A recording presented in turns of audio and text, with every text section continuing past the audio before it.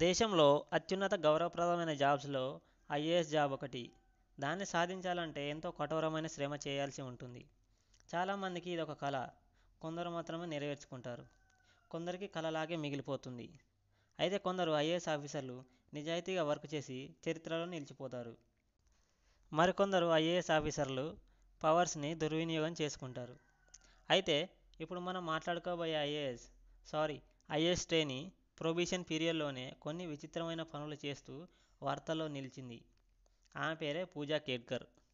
ఈమె 2023లో UPSC crack చేసి ప్రస్తుతం మహారాష్ట్రలో ఐఏఎస్ ట్రైనీగా విధులు నిర్వహిస్తుంది. అయితే ఈమె ఐఏఎస్గా బాధ్యతలు చేపట్టడానికి ముందే తనకు ఎలాంటి ఫెసిలిటీస్ లభిస్తాయో సమాచారం ఇవ్వాలని కలెక్టర్కి, డిప్యూటీ కలెక్టర్కి మెసేజ్లు పెట్టారు. అంతేకాకుండా తనకు నచ్చిన చోట ఆఫీస్ ఇవ్వాలని కోరారు. ఆమెకు కేటాయించిన గదిలో అటాచ్డ్ బాత్రూమ్ లేదని నిరాకరించింది. అంతేకాకుండా అడిషనల్ కలెక్టర్ ఆఫీసులో ఆమె కూర్చోవడానికి ఏర్పాట్లు చేశారు. సొంత లెటర్ హెడ్ స్టాంపులు అందించాలని అసిస్టెంట్లను ఆదేశించారు. ఇలా ఆమె చేసిన పనులపై ఎన్నో విమర్శలు వచ్చాయి. అయితే ఐఏఎస్ జాబ్ అనేది చాలామందికి లైఫ్ టైం అచీవ్మెంట్ జాబ్. ఆ పవర్స్ని యూజ్ చేసుకోవాలి కానీ మిస్యూజ్ చేసుకోకూడదు. ఓకే ఫ్రెండ్స్, ఈ వీడియో మీకు నచ్చినట్లయితే లైక్ చేయండి, షేర్ చేయండి, సబ్స్క్రైబ్ చేయండి.